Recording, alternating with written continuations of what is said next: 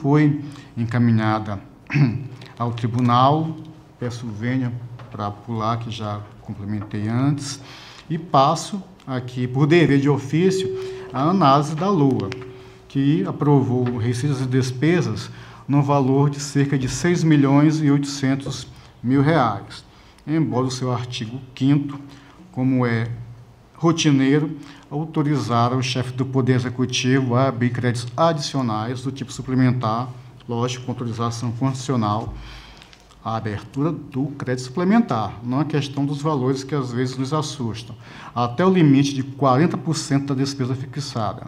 Traduzindo, o orçamento é aprovado por lei e, por ato administrativo, o gestor pode alterar a lei em até 40%.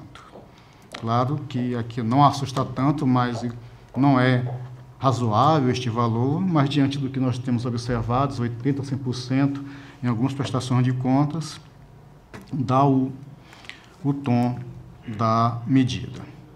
A Lei de Meios, no artigo 6º, autoriza o Poder Executivo a remanejar de uma função programática para outra dotação orçamentária, ou seja, aqui é um claro desrespeito à regra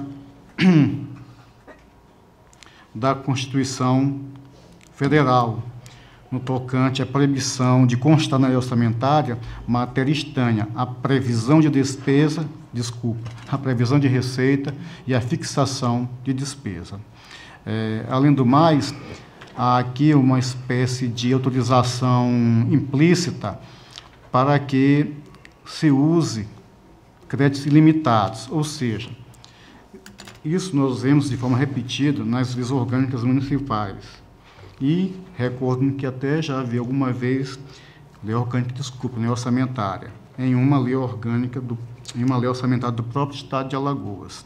A Constituição Federal, quando trata de alteração desses projetos da LOA, ela diz que você pode alterar, mas você só pode alterar não aumentando despesa, ou seja, tirando despesas de um lugar e de outro, sem alterar, ao final, o valor, o quantitativo do orçamento. Mas ela proíbe disso, você pode tirar de todos os lugares, menos de dotação para pagar pessoal e encargos sociais, menos para o pagamento de despesas com juros e amortizações e outras contidas no texto constitucional. Aí o que é que faz a lei orçamentária do município? Pega isso e inverte toda a noção constitucional a respeito.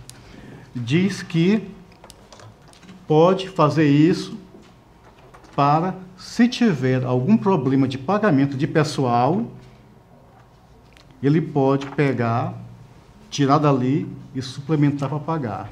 Se tiver problema com precatórios, pode tirar para pagar precatórios.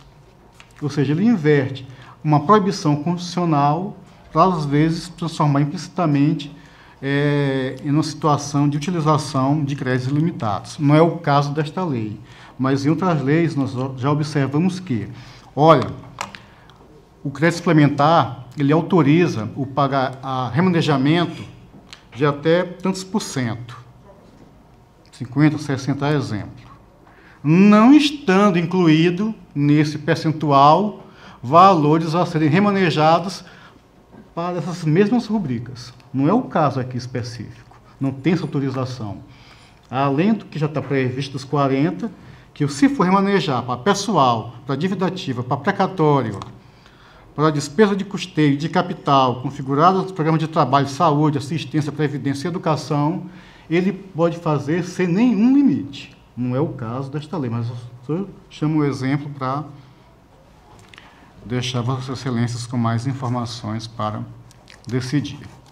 Então, aqui a gente vê claramente um desrespeito constitucional ao artigo 65, parágrafo 8º da Constituição de 88, que é dispositivo estranho à fixação de receita e fixação de despesa. Muitos podem até, mas não há autorização para abertura de crédito suplementar de 40% A. Mas veja só, o crédito suplementar ele tem uma finalidade, que é unicamente reforçar uma dotação já existente. Então, por crédito suplementar, eu não posso criar um órgão, eu não posso criar um programa de trabalho. O que eu posso é reforçar algo que já existe. Então, até por isso também impossível fazer esse remanejamento com base no crédito orçamentar, no crédito adicional suplementar albergado na autorização da Lei de Meios. Quanto à questão da execução orçamentária, financeira e patrimonial, o município teve um superávit orçamentário da ordem de 34 mil, dos 40% autorizados, utilizou cerca de 26 inteiros e 36 centésimos%, então aí respeitando aquele limite já grande de 40%. Agora, foi aberto um crédito do tipo especial, que requer lei específica, um valor até pouco mais, sem autorização legal. Pelo menos nos autos, não consta instrumento normativo a dar suporte à abertura desse tipo de crédito adicional no valor de R$ 9.000, descumprindo de forma clarividente o disposto no artigo 42 da 4320, assim como no artigo 67, 5º da Constituição de 88. No balanço financeiro, foi utilizado alguns valores em rubricas genéricas, das quais devedores diversos, algo que não é aconselhável, que não é aceito pela prática contábil, porque compromete a transparência do patrimônio público retratado. Há valores na rubrica caixa, quando a Constituição de 88 diz que esses valores de caixa devem ser depositados em instituição financeira oficial, banco público, banco particular não pode, e nem o município tem a competência para, por lei, tratar a respeito, mas somente a União. E também uma disposição repetida, aliás, no artigo 43 da LRF. Aqui também verificamos que, em relação ao patrimônio do município, há um ativo real líquido no valor de R$ 813 mil. Embora o município ele tenha o seu patrimônio variado negativamente em cerca de R$ 430 mil. Ou seja, esse valor ativo real de 800 serviu para abater o que já era negativo, mas ainda tem esse valor lá de passivo, vamos dizer, real descoberto no valor de R$ 430 mil. Também, quando o tratamento dos restos a pagar, não houve tratamento legal quanto à discriminação das receitas em processadas e não processadas. Isso é importante porque, quanto aos restos a pagar processados, aqueles que já foram liquidados, que o fornecedor tem direito líquido e certo a receber, quando não há um motivo forte, razoável, eficaz, para que se possa anular esses restos a pagar processados, é uma situação em que a administração pública ela não pode se enriquecer sem causa. E é importante ter essa discriminação até para sabermos do quantos restos a pagar o município, em regra, não pode anular, porque já tem direito líquido e certo do fornecedor, por prestou o serviço, forneceu o bem, então ele tem o direito líquido e certo protegido. Uma situação que nos chamou a atenção foi o aumento da dívida pública do município, dentro dos parâmetros legais, aqui para a época, mas já estamos em 2019, já até venceu o período de 15 anos após a aprovação da Lei de Responsabilidade Fiscal, ou, na verdade, como diz as resoluções senatoriais, da aprovação da resolução que trata da dívida consolidada. Mas o que chama atenção é que, de um ano para o outro, a dívida pública aumentou em cerca de 241%. De R$ 248 mil passou para R$ 990 mil, aqui arredondando para mais. Com relação aos limites constitucionais, houve o cumprimento do limite de aplicação em educação, no montante de 26 inteiros e 91 centésimos por cento. Só um minutinho, excelências.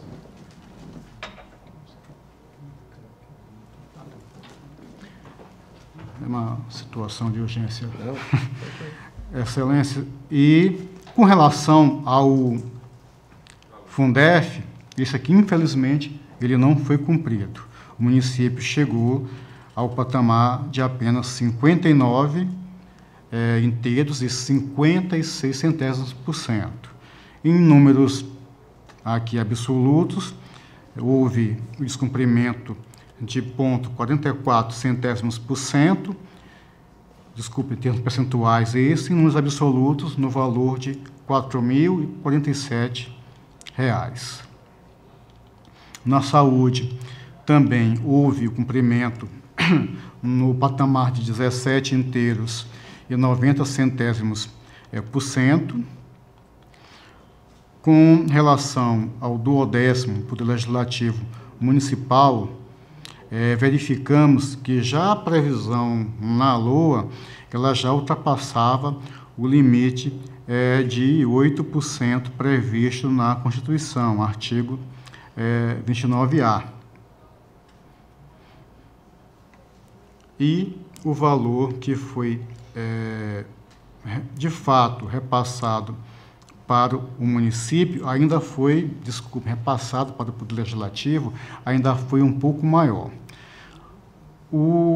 A receita arrecadada de forma efetiva no exercício anterior foi da ordem de 3.098.000. O percentual fixado, o percentual máximo a ser fixado seria de 8%, chegaria ao valor de R$ 247.907.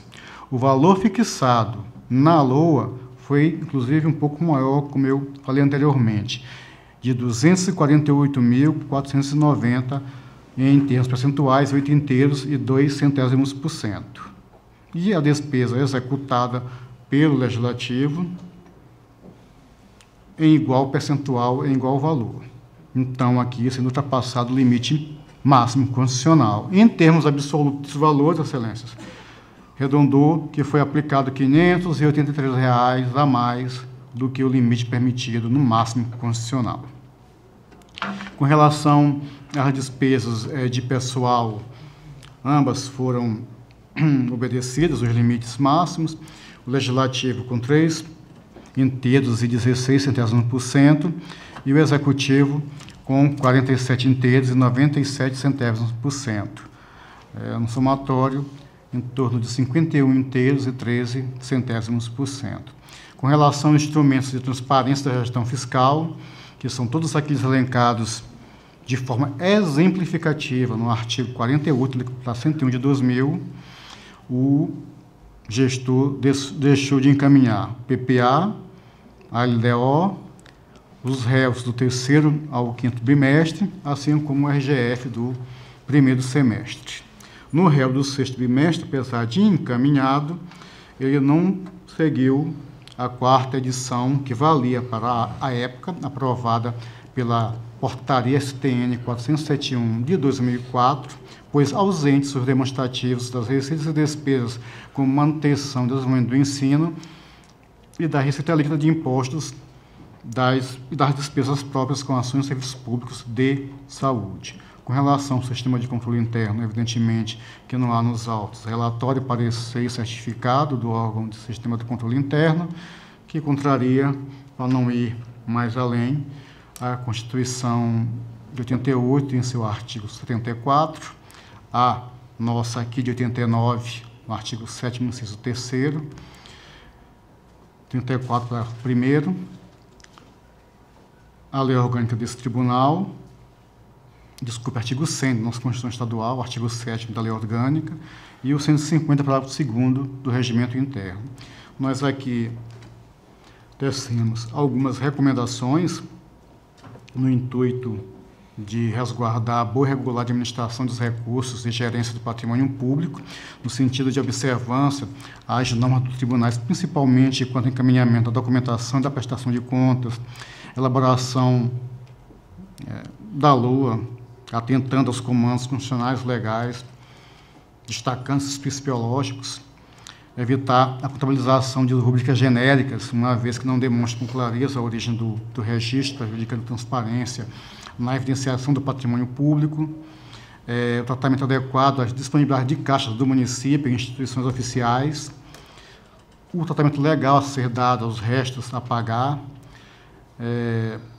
buscar cumprir, observar todos os limites constitucionais e legais, a fim de que se evite sanções ou outras providências em desfavor do gestor, que a prestação de contas, como é pessoal, evidentemente a prestação de contas do gestor, não é do município, não é do ente, mas do gestor. Então é a ele imputado algo em seu desfavor. E adotar as providências quanto à elaboração efetiva das manifestações formais do sistema de controle interno, dando asa ao cumprimento das normas constitucionais. Excelência, tendo em vista as situações aqui postas, principalmente no encaminhamento do PPA, da LDO e, claro, daquelas informações, principalmente da LDO, advindas, que deveriam estar nos autos, pelo descumprimento da aplicação mínima de 60% de verbas no Fundef, e também pelo duodécimo a maior, desobedecendo o limite do teto constitucional, eu trago o voto para que Vossa Excelência, entendendo, deliberem pela emissão de um parecer prévio, sugerindo à Câmara, quando do seu julgamento, a reprovação, rejeição das contas do gestor de Paulo Jacinto relacionada ao exercício financeiro de 2005. Remeter cópia deste parecer prévio, assim como de todo o processo, até por meio digital, ao gestor, pelo gabinete, a par das normas regimentais autorizadas pelo Pleno, evidentemente, a fim de que ele fique ciente dessa decisão, encaminhar também da mesma forma a Câmara de Vereadores para que, dentro das suas competências, atue na forma da normatização própria, inclusive dando a maior transparência e observando o artigo 60 regimental. Remeter também ao FUNCONTAS a título de informação que ele nos informe de eventuais procedimentos sancionatórios, tendo em vista no encaminhamento da LDO, da LOA, e até aquelas possibilidades de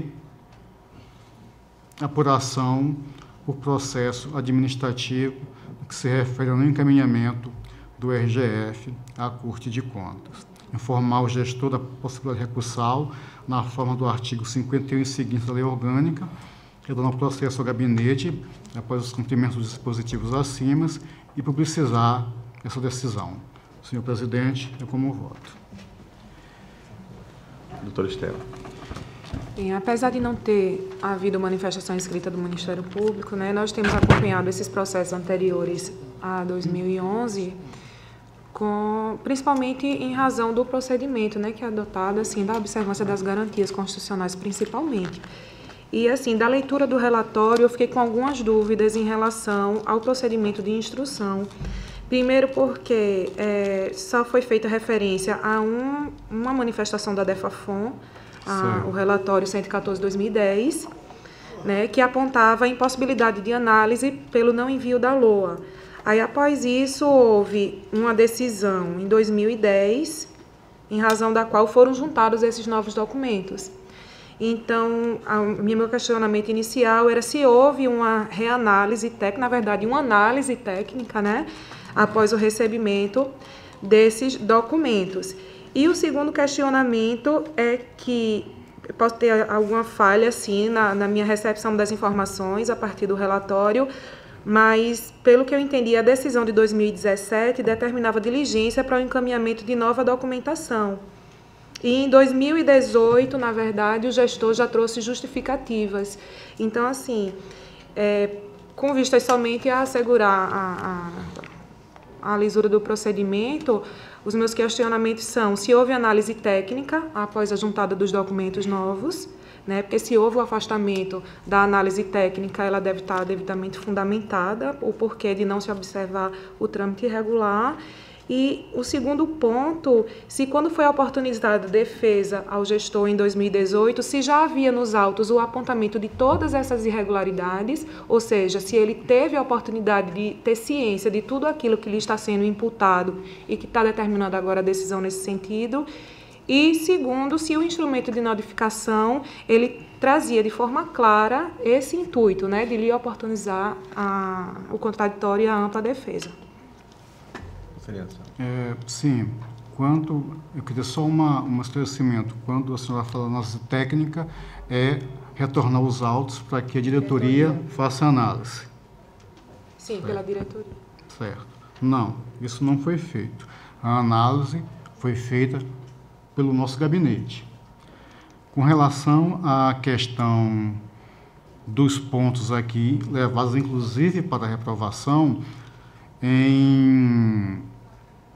no item 5, permita que só ler novamente, Excelência.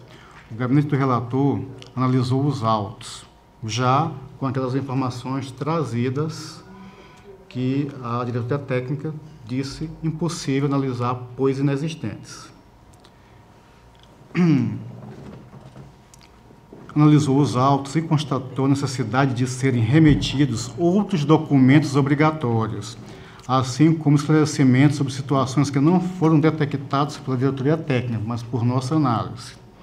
O Pleno aprovou, então, em 9 de março de 2017, por meio de decisão simples, a realização de diligência ao interessado para que se manifestasse a respeito e ou encaminhasse a documentação comprobatória de suas alegações naquele prazo comum de 15 dias. Tendo sido o mesmo notificado em 19 de maio de 2017. Então, aqui, essas matérias que eu trago, inclusive para a reprovação, que não são todas, o gestor foi cientificado a sobre elas se manifestar e ou encaminhar eventuais documentações que entendesse pertinentes. Certo. Não, a dúvida era justamente essa. Se nessa notificação de 2017 foi dado ciência a ele dessa análise técnica, desse relatório técnico com os apontamentos para que ele tivesse a oportunidade de defesa. Então, diante disso, não tenho mais qualquer questionamento. Em discussão, o processo relatado pelo conselheiro Anselmo. Senhor presidente, eu gostaria de pedir vista dos autos. Vista o conselheiro Fernando. Excelência, só vamos fazer algumas alegações textuais que eu que corrigi. Okay. Assim que estiver pronto, eu encaminho a coordenação que encaminha a Vossa Excelência. Okay. Obrigado, conselheiro. Excelência, eu queria saber que você me dá sequência do processo. Esse processo é o maior, né? Vai estar com os maiores. Esse processo é esse? Esse aqui, tá ok. Tá. Outra coisa. Me anota a relação dos processos que eu tenho que relatar hoje. Tá.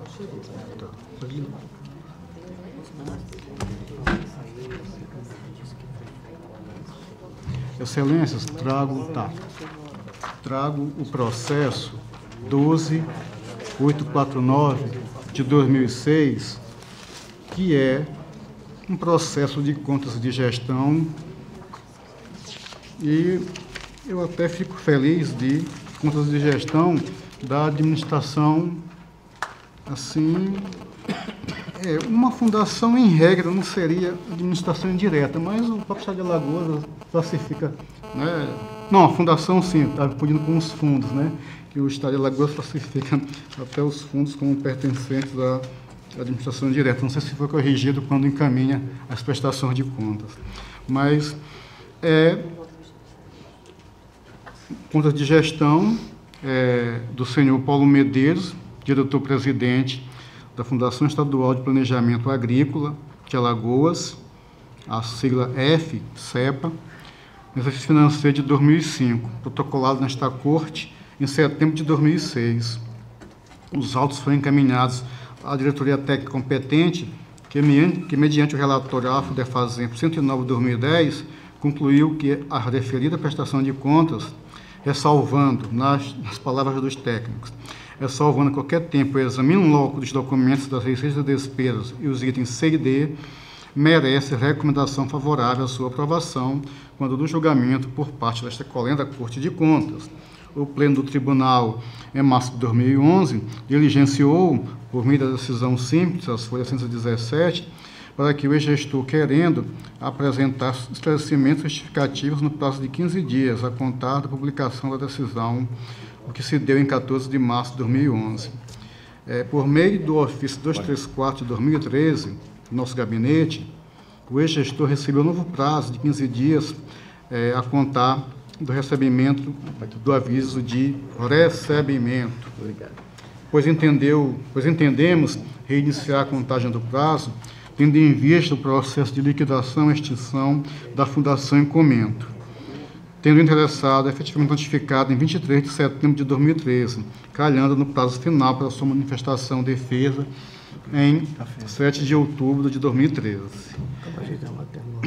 Mas, anterior a isso, em 2 de outubro, adentrou esta colenda da Corte de Contas o processo 14.322 de 2013, contendo justificativas defesas do gestor.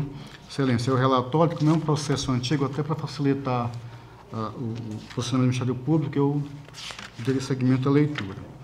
No relatório AFTEFAT 109, foi registrado que os créditos orçamentários destinados no orçamento do Estado ao mencionado órgão foi na ordem de R$ 116.200. Houve uma redução desse valor e, na verdade, foram passados apenas R$ 82.233. No decorrer da análise, o técnico relatou a impossibilidade de confirmar a regularidade dos créditos adicionais, visto que o referido órgão não encaminhou a cópia da lei que autorizou a abertura dos mencionados e os decretos eventualmente abertos. Em resposta, o interessado apresentou a Lei 6579 de 2005, que deu lastro à abertura dos créditos adicionais, e o Decreto 2503, também de 2005, em que suplementou o valor em R$ 35 mil no orçamento da Fundação em comento. Quanto à execução financeira, foram ilustrados os saldos do quadro abaixo. Quanto à questão da execução da receita, interferência ativa, que é a transferência do Poder Executivo para as suas fundações, no valor de R$ 56.700 e de extra orçamentária R$ 81 mil, tendo no período, de forma orçamentária, gasto R$ 82.233, exatamente o valor que foi repassado, e de extra orçamentário o valor de R$ 57.831. No bancos, para-se o seguinte, ficou R$ 7.619. Ainda sobre os aspectos financeiros, o órgão técnico relatou que, nas palavras, ficamos em possibilidades de confirmar os rolos existentes na conta banco no final de 2005, visto que não foi encaminhado os status bancários correspondentes. Em sua defesa, quanto ao apontado pela diretoria técnica, o gestor afirmou que reconhece que deixou de apresentar os status bancários, por não ter existido qualquer movimentação bancária, e não por existir conta corrente para a movimentação financeira em nome da Fundação, visto que toda a movimentação financeira foi realizada por meio do sistema CIAFEM 2005, e ainda que, para dirimir qualquer dúvida quanto aos procedimentos adotados na apresentação da prestação de contas da Fundação, ele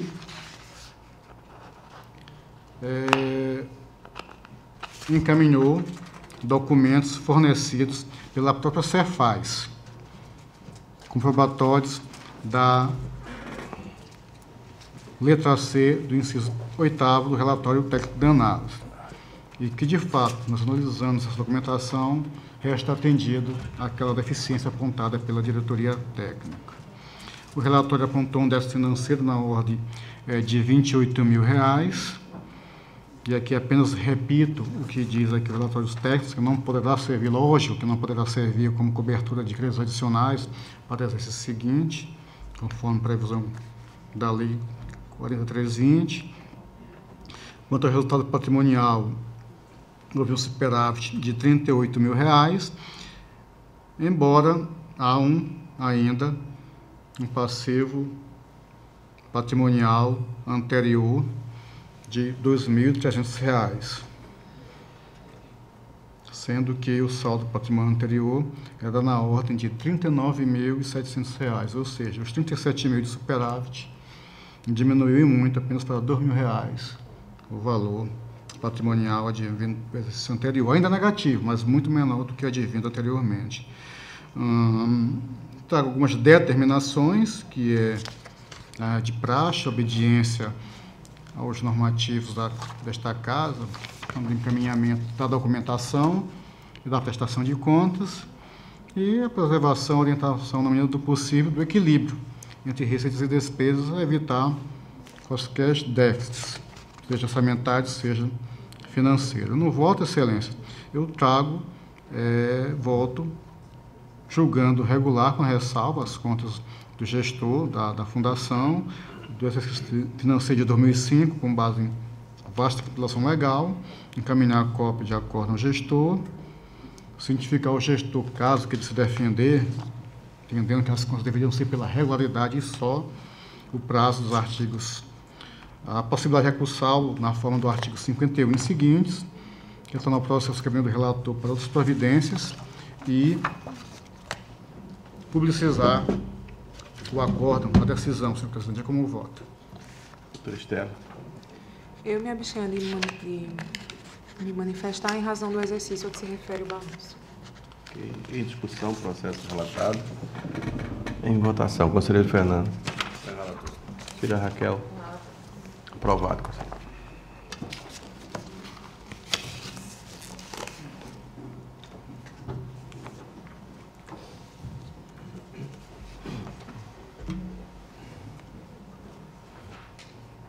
Excelência, tenho processo 6718,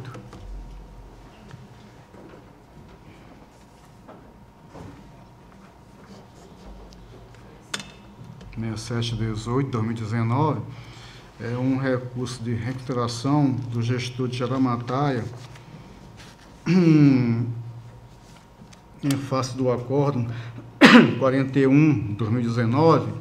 Ela é aprovada por este pleno 19 de março de 2019, com publicação oficial em 22 de março. O presente recurso ele não foi encaminhado ao órgão ministerial, tendo em vista as considerações, tratar de um processo originalmente de um processo de prestação de contas anterior a 2010. E aqui, até trago aqui um despacho de alguns processos que o Ministério Público se manifesta a respeito, mas eu acho que é despiciando comentar. E as razões recursais são interessadas às alegações quanto às irregularidades explicitadas, requerendo, por fim, que sejam reanalisadas as situações fundamentadas no julgamento da auditoria em comento. Desculpe, eu quero só retificar. Processo de prestação de contas de gestão, auditoria, tá? É o relatório.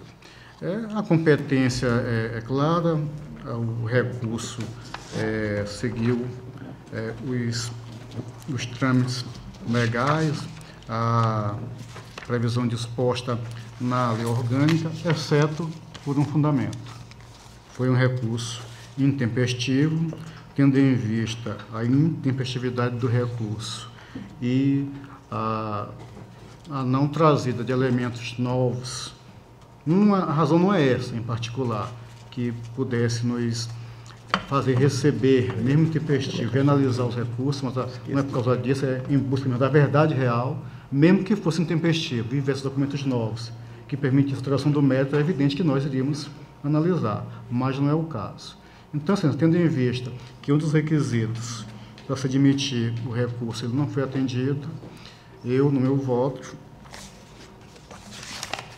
não conheço do recurso interposto, pois fora do prazo da publicidade da decisão, cientificando o interessado e anexar o presente recurso aos autos da auditoria no processo 9618 de 2005. É como voto, senhor presidente. Ok, doutora Estela. Também não vou me manifestar nesse processo por se tratar de recurso referente à prestação de contas anterior ao exercício 2010. Em discussão, processo relatado pela consideração. Em votação, conselheiro Fernando. Com relator. Conselheira Raquel. Aprovado.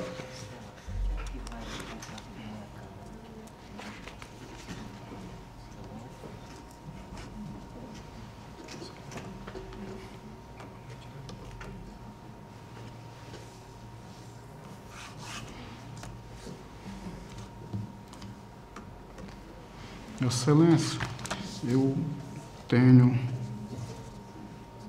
Não é isso.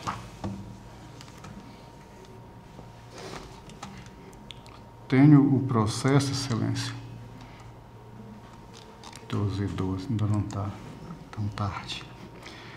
Tenho o processo número 12249 de 2017. Trata-se de uma consulta.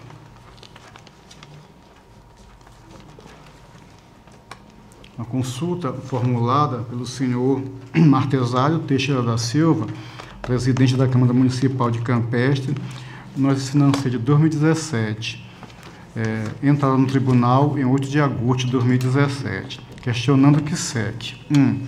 A concessão de despesas remuneradas acrescidas de 1/3 e de 13º salário dos agentes políticos teriam que obedecer ao princípio da anterioridade. 2. Considerando a autoaplicabilidade do artigo 7º, inciso 8º, da Constituição da República de 88, na hipótese de regulamentação de matéria para fruição do direito, poderia ser utilizada a lei formal, em se tratando dos agentes políticos do Poder Executivo, e resolução, lei material, para os membros do Legislativo, admitindo-se lei quando houver previsão na lei orgânica do município para concessão na legislatura atual. Esses são os fundamentos da consulta. O processo tramitou regularmente, possibilitando ao Ministério Público se manifestar através do parecer 16 de 2019, nos seguintes termos: observada a lei específica para fixação, no caso de agentes públicos do Poder Executivo, não havendo obrigatoriedade de obediência ao princípio da anterioridade, salvo se a lei orgânica assim exigir, observando o que dispõe os artigos 37, 11, 39, parágrafo 4, 150, inciso 2º, 153, inciso 3º,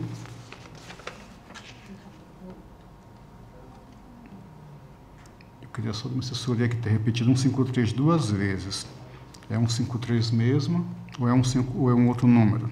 De qualquer forma, eu vou ler, o Ministério Público pode corrigir. 153, inciso 3º e parágrafo 2º, inciso 1º da Constituição Federal. No item 1 da manifestação ministerial. Observada a lei específica para fixação, no caso dos vereadores, que deverá ser votada na legislatura anterior para ter eficácia na legislação subsequente, tendo em vista o princípio da anterioridade. Desde que sejam respeitados, desde que sejam respeitadas as disposições da Lei de Responsabilidade Fiscal, da Lei de Diretrizes Orçamentárias Anual e das demais legislações que versem sobre a gestão responsável das finanças públicas. Em atenção à portaria 26 de 2019, o processo vê a este relator por distribuição ou redistribuição. É o relatório, senhor presidente, sucinto. Doutora Estela. Como relatado pelo conselheiro Anselmo, a consulta ela diz respeito à possibilidade do pagamento de 13º salário a agentes políticos. Essa é uma matéria que já foi enfrentada pelo tribunal, fazendo original o pré-julgado 21. Entretanto, o pré-julgado 21 ele tem um objeto mais restrito, porque a sua conclusão ele trata somente da situação dos agentes do Poder Legislativo, né? Ele não abarca a questão dos agentes do Poder Executivo, o que está inserido nessa nova consulta. Então, eu reitero os termos do parecer 16/2019 da Procuradoria-Geral do Ministério Público de Contas, propondo a resposta à consulta nos seguintes termos.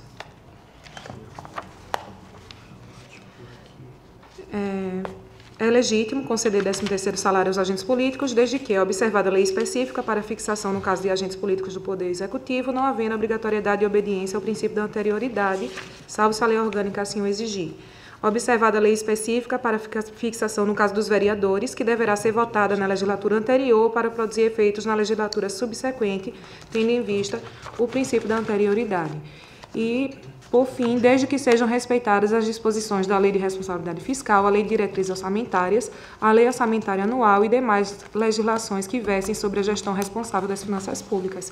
Considerando que esse processo ele tem um objeto mais abrangente que aquele que originou o pré-julgado 21, talvez fosse uma oportunidade de fazer essa adequação, trazendo essa nova decisão nesse processo agora que está sendo relatado, para que ele venha a compor um pré-julgado do Tribunal de Contas.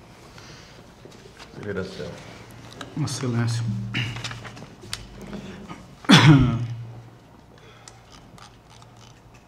Eu pediria licença para não adentrar na questão da competência, da admissibilidade.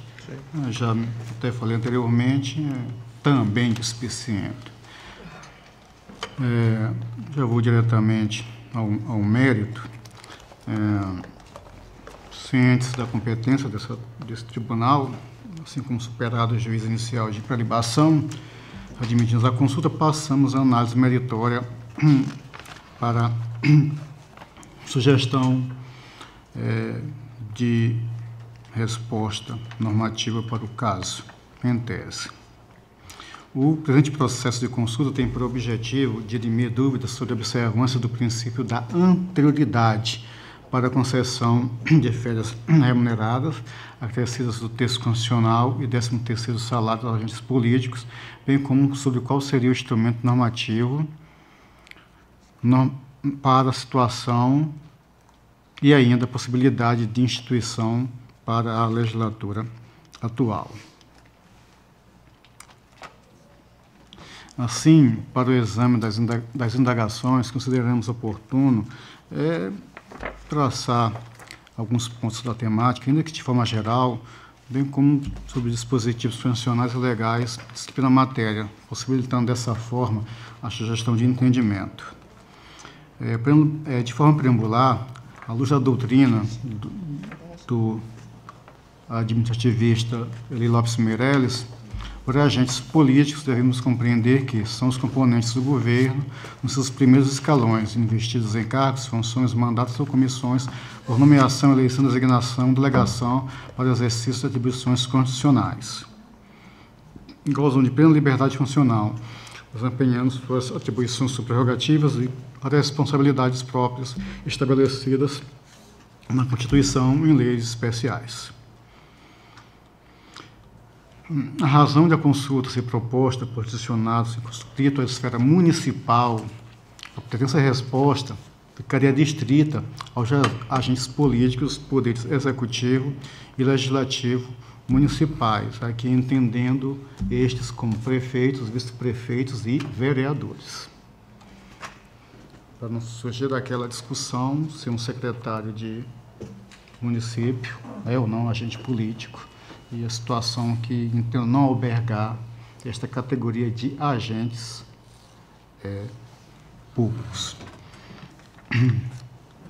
Ao passo, a expressa previsão condicional de direitos sociais, garantindo, em prol, das garantias fundamentais, aqui especificamente dos trabalhadores de modo amplo, das quais destacamos os incisos 8º e 17º do artigo 7º da Constituição Republicana de 88, que tratam de forma específica do direito a 13º salário, texto constitucional e gozo de férias remuneradas, que inclusive são extensíveis por força do artigo 39, parágrafo 3º constitucional, aos servidores ocupantes de cargo público. Daqui em verbos, peço licença para não reler, que todos conhecem. Como se vê, por força das disposições acima postas, especialmente não existe na Carta Magna menção aos detentores de mandato, prefeitos, vice-prefeitos e vereadores. Os referidos não se enquadram na categoria de servidores públicos ocupantes de cargo público. Não obstante, se tratando de direitos sociais, de matriz constitucional, a legitimidade do recebimento é garantida à totalidade dos trabalhadores, indistintamente, inclusive, aos agentes políticos.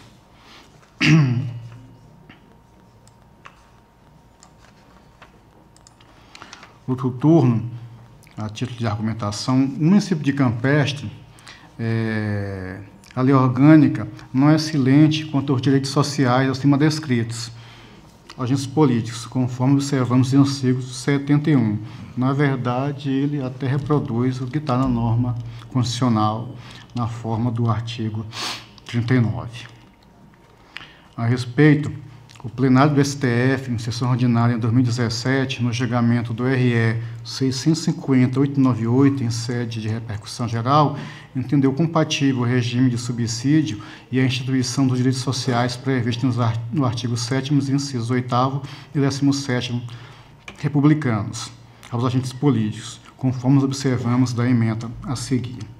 A fixação dos subsídios dos agentes políticos é fundamentada no princípio da autonomia municipal, artigo 18 da Constituição Republicana, que confere aos municípios, por assim dizer, auto-organização, autogoverno, auto-administração, auto-legislação, nos limites estabelecidos pela Carta Magna, em especial os artigos 29 a 30.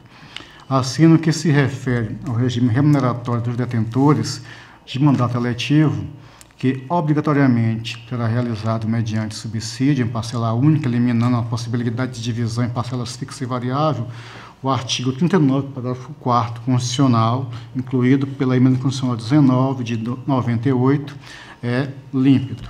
Peço licença para não ler, que o detentor de poder de mandato eletivo será aplicado o regime de subsídio fixado em parcela única e demais posições. No tocante ao processo legislativo para a fixação de subsídios dos agentes políticos quanto à figura do prefeito e do vice-prefeito, o artigo 29, inciso 5º da Constituição, preceitua que os subsídios serão fixados por lei, em sentido estrito, de iniciativa da Câmara Municipal, ao passo que, quanto aos membros do Legislativo Municipal, será observada o disposto no artigo 29, inciso 6º da Constituição, também, que, além da iniciativa própria, impõe a fixação de subsídios apenas para a legislatura subsequente. Entretanto, em obediência ao que dispuser a lei orgânica local. Em caso específico, o município do consulente, a lei orgânica do município do consulente, para a fixação da remuneração dos detentores de mandato eletivo, assim como a concessão dos direitos previstos no artigo 7º, constitucionais, incisos 8º e 17º, deve ser observada pelo artigo 70, que dispõe que os subsídios serão fixados para a legislatura subsequente, mediante lei em sentido estrito, no último ano de mandato. Aqui eu trago o artigo 70. Com efeito, o STF, em julgamento do agravo no extraordinário 494-253 São Paulo, em sessão ordinária de 15 de março de 2011, relatoria da ministra Alegrete, decidiu pela necessidade de reserva de lei para fixação de remuneração de agentes políticos no acórdão assim emendado. Isso aqui eu gostaria de citar. Como se vê, a fixação da remuneração dos vereadores, agentes políticos municipais, deve observar as prescrições contidas na Carta Magna. E a interpretação sistemática que se faz da Constituição Federal, a partir da leitura do 37.10, décimo, combinado com 39, parágrafo 4º, leva à conclusão de que é imprescindível lei em sentido estrito para fixar o subsídio de vereadores, assim, não podendo ser outro normativo senão lei, aquela aprovada pelo Poder Legislativo. Assim, a despeito do artigo 29, inciso 6º da Constituição de 88, nada dispor expressamente a respeito da necessidade de lei para o fim de fixar o subsídio de vereadores, a interpretação conjunta dos artigos 37, inciso 10º e 39, parágrafo 4º da Lei Maior não permite outra conclusão a não ser a que reputa indispensável lei em sentido estrito para regular a matéria.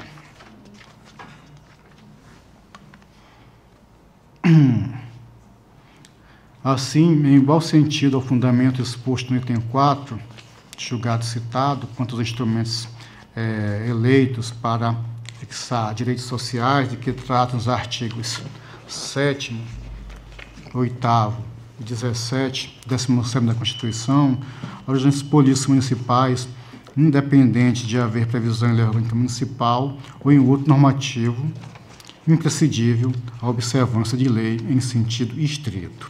Ante a inquirição posta, faz-se necessário discorrer a respeito de alcance temporal para a produção legislativa da norma definidora dos subsídios dos agentes políticos, em específico quanto à obediência ao princípio da anterioridade.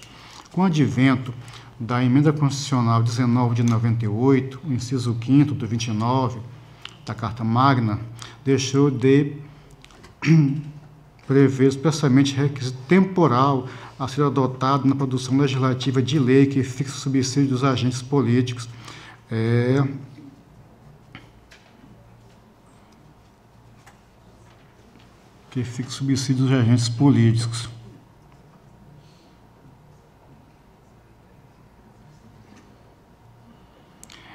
do Poder Executivo, muito embora os membros do Poder Legislativo, no inciso 6º, ainda ressalte textualmente a seguinte expressão: em cada legislatura para a subsequente.